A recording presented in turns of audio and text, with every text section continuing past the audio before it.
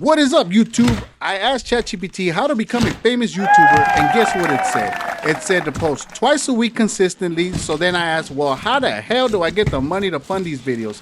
And its response will shock you. It said you need to wake up the next morning at 4 a.m. and form an LLC, then buy 3 duplexes in Santa Monica by 8 a.m. Then what you gotta do is rent them all out for $5,500 a month, totaling $33,000. And all that by 12 p.m. So I said bet.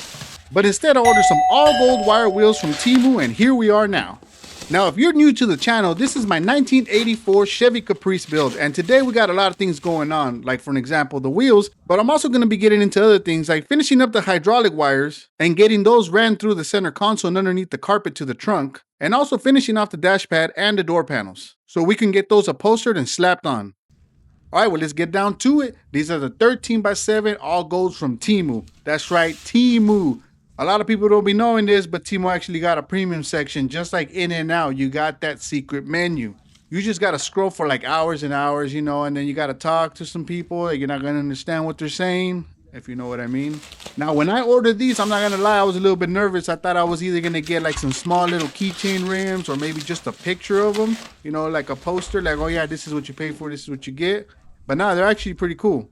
I think they're going to look pretty dope once I throw those premium sportways on there.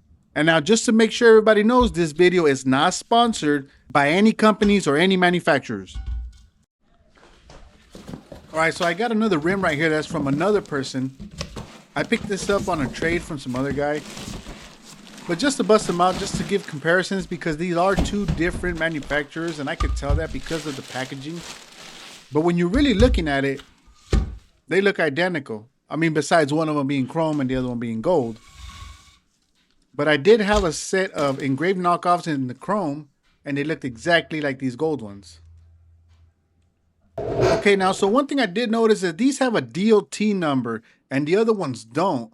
So I was tripping out on that, but I did look up on ChatGPT, and it did say that just because one of them doesn't have a DOT stamped on it, it doesn't make it a bad quality product. So I don't really know about that one, but I mean, I guess having it stamped is just a little bit more peace of mind. But at the end of the day, my honest review, for the streets, they're good. Honestly, this could even go on a show car.